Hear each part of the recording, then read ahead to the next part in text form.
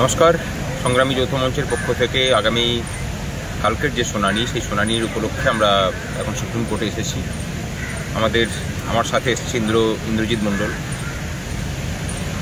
প্রথম যেদিন এই রায় হাইকোর্টে দেওয়া হয়, সেদিন সংগ্রামী যৌথ মঞ্চের যে বক্তব্য ছিল, এখন দেখা যাচ্ছে যে সুপ্রিম কোর্টও সেই বক্তব্যে সাই দিচ্ছে। আমরা প্রথম দিনই বলেছিলাম যে এই প্যানেলে চাকরি পাওয়া অধিকাংশ জনই যেমন দুর্নীতিগ্রস্ত নন, তেমনি সকলেই কিন্তু স্বচ্ছ নন। তাই যারা টেন্টেড ক্যান্ডিডেট, যারা দুর্নীতির আশ্রয় নিয়ে চাকরি পেয়েছেন, তাদেরকে শনাক্তকরণ করে তাদেরকে চাকরি থেকে বহিষ্কার করার কাজ এসএসসি করুক, এবং সেই নিয়ে আমরা আন্দোলনও করেছি। এবং সেই জায়গাতে যারা এই দুর্নীতির ফলে যারা চাকরি থেকে বঞ্চিত হয়েছেন, তাদেরকে সুযোগ দেওয়া হোক, এবং যারা নিজের মেধার যোগ্যতাতে চাকরি পেয়েছেন, যোগ্যতার প্রমাণ দিয়ে, তাদেরকে নির্দোষ করে সামাজিকভাবে তাদের যে সম্মানহানি হয়েছে তার থেকে মুক্তি দেওয়ার ব্যবস্থা করা হোক, এবং তাদেরকে এই আইনি জটিলতা থেকে মুক্তি দেওয়া হোক।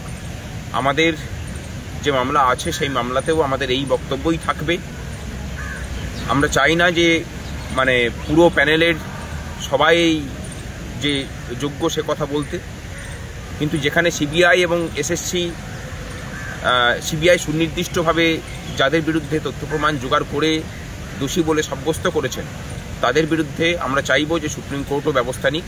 আমাদের পক্ষ থেকে সেই শুনানি থাকবে, এবং যারা যোগ্য ক্যান্ডিডেট তাদেরকে যেন আগামী কালকের রায়ের পরেই, মামলার শুনানির পরেই তাদেরকে আর টানা হেঁচড়া না করা হয়, তাদেরকে যেন মুক্তি দেওয়া হয়। যদি আরও তদন্ত চলে, সেই তদন্ত চলতেই পারে, সেটা সুপ্রিম কোর্ট যেটা ঠিক করবেন সেটা হবে। আর এসএসসি যদি দায়িত্ব না নিতে চায়, তাহলে সুপ্রিম কোর্টের কিন্তু সেই ক্ষমতা আছে। সুপ্রিম কোর্ট আলাদা করে কমিটি কনস্টিটিউট করে এই পৃথকীকরণের কাজটা করুক, এবং এসএসসিকে চাপ দিয়ে নির্দেশ দিক এই কাজ করাতে। তারা নিয়োগ দিয়েছেন, তারা খুব ভালো করেই জানেন তারা দুর্নীতি করেছেন নিজেরা থেকে, কারণ এসএসসির যিনি চেয়ারম্যান ছিলেন তৎকালীন সময়ে, তাকে এই দুর্নীতির অভিযোগে জেল খাটতে হয়েছে। সুতরাং তাদের পক্ষে দুর্নীতিগ্রস্তদের খুঁজে বের করা খুব একটা কঠিন কাজ নয়। যেটা দরকার সেটা হচ্ছে সদিচ্ছার।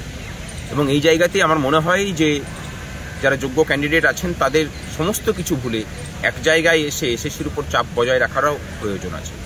আগামীকাল আমরা সকলেই তাকিয়ে থাকবো সুপ্রিম কোর্টের দিকে। আমাদের আইনজীবীরা প্রস্তুত আছে। নমস্কার।